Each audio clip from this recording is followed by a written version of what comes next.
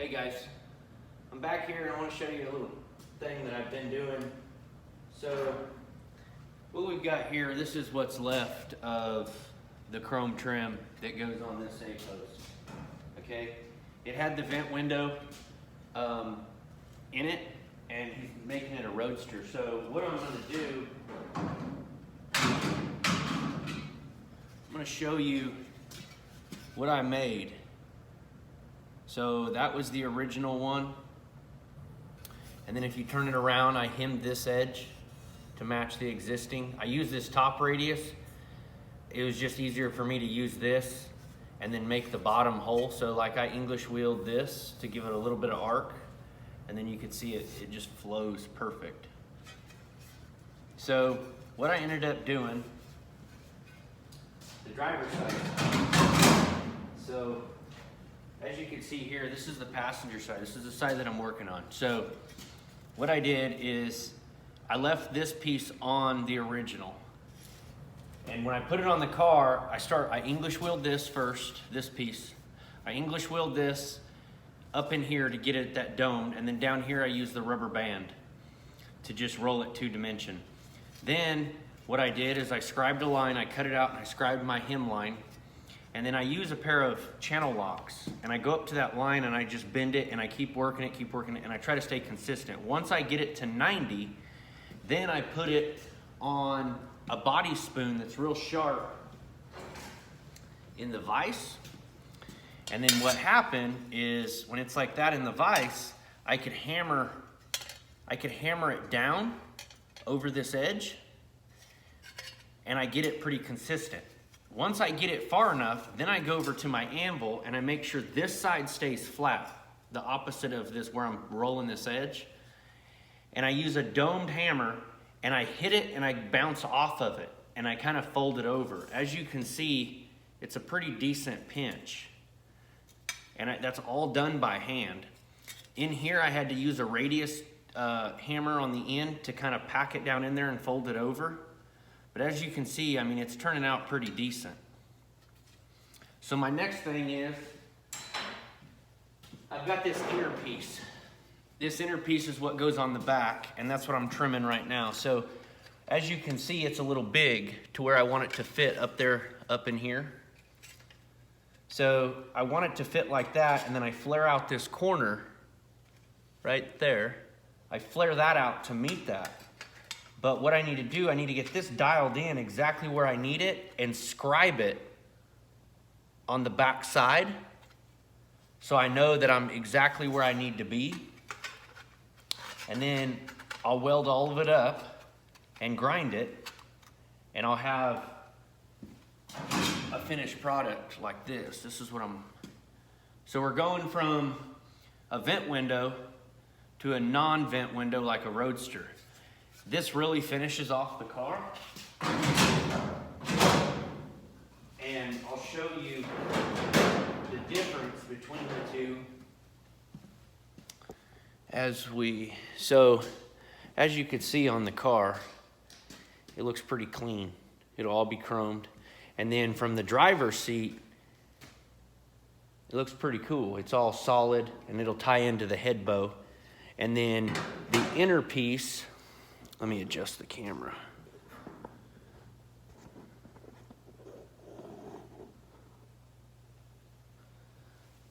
So this inner piece, this is the inner chrome. Oh, the light. So when it lays in there, it'll get all sandwiched up. You'll just have a nice little seam line right here. I'll move the camera so you can kind of see it. It'd be a cool piece. But I'm going to show you what we've done with the existing. So this is how it used to look. Obviously the top's been cut off, but as you can see, this is the pinch weld. That's where the old rubber went. So I'm latching it around the back side of this. It's coming straight off and then coming back. And it's giving it that fulfilled look. So I'm gonna start tacking this other one together, and I'll show you once I get it tacked how it fits, and then I'll proceed to go even further so you guys could see it. All right, so now I've got it tacked up. I've got this all the way I want it. It fits pretty nice in the car.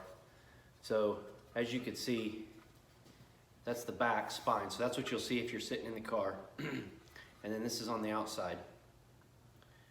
And then underneath, like you said, there's the pinch seam. So I'm gonna go ahead, and the reason, the other one I tried welding this way and it's just wanting to keep cracking. So I just decided to make this piece. This is a lot more durable. And then I only have to metal finish and work this one weld up here, which isn't a problem. And then obviously this one as I weld it. So what I'm gonna do, I'm gonna weld this like I do every other sheet metal.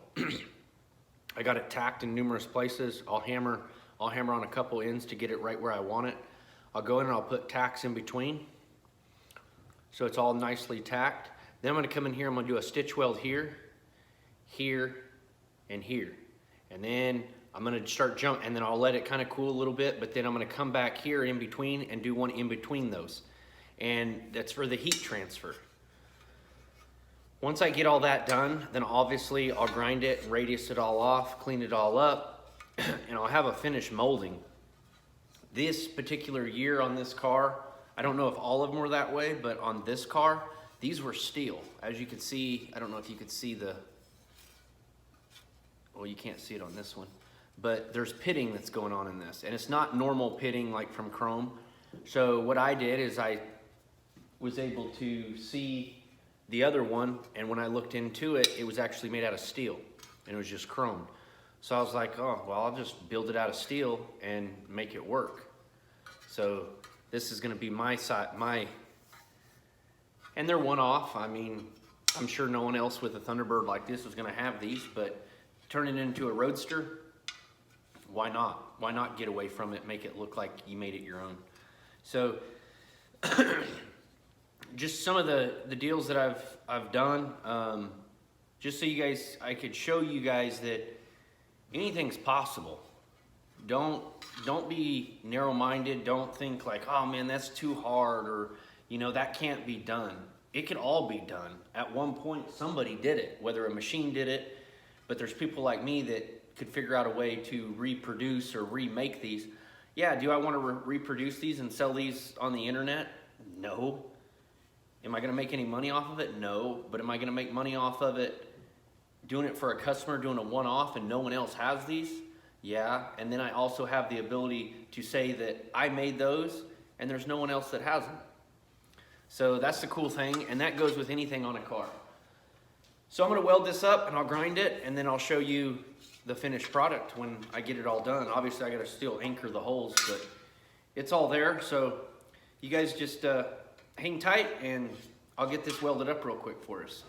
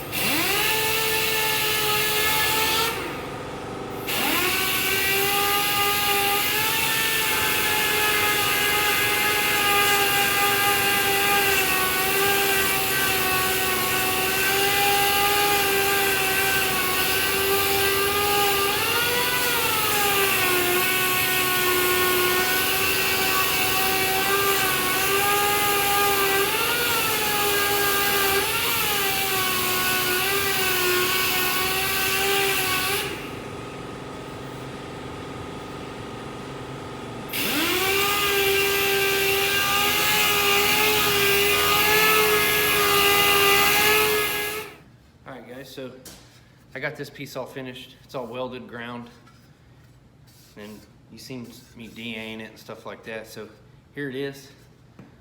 Not bad for a different piece of molding, huh? And then I've got two of them. They match, just like what, would be stock. But that's just welding them on or welding them up and doing that kind of thing. So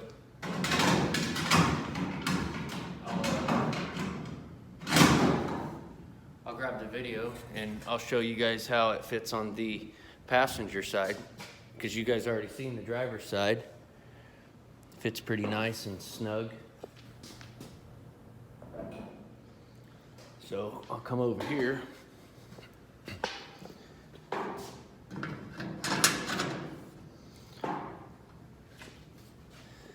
me turn it. See? Fits real good in there. And then this is what you see on the outside. Nice and finished off. And then this is the back side, so looks really good. And then it's the same with this panel. This one's gonna go in here. It'll go like that, and it'll get screwed in from the upholstery side. So that's what you'll see. So you won't see any screws on holding on this molding. It'll be all hidden behind this panel here. So that was just a little video on making your own moldings. So you guys, I know a lot of you guys probably think, oh, you know, you can make them out of stainless and all that stuff, and you can. You can make them out of stainless. A lot of them are.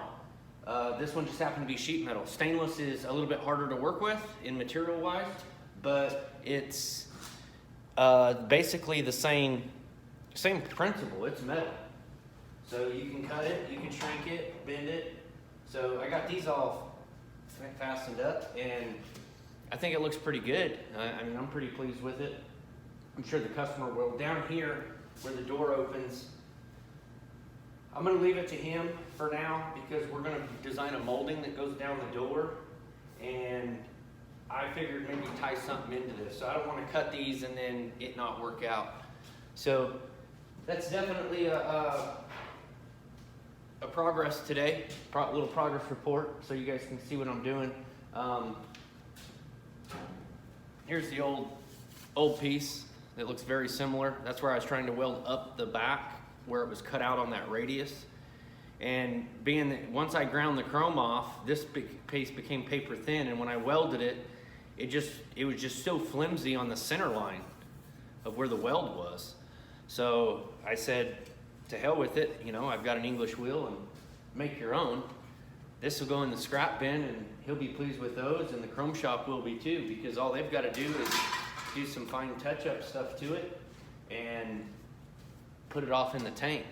So I'll show you guys kind of, it looks pretty cool from behind too. A big old A-post pillar, you know, it's all. So on to the next deal. I'm gonna shave some holes and stuff in the dash, and as you can see here, he has, well, hold on. So the speaker, he wants the old speaker hole to go, wants me to fill the ashtray down at the bottom, and then a couple of these holes. But that's pretty much it for the EcoBird. I'll make a video on the dash, and I'll probably do that sometime this weekend. So you guys go ahead and send me some comments, or go over there to this channel and subscribe if you're not a subscriber. And so you guys can kind of see what we're working on. And this thing's coming to an end, so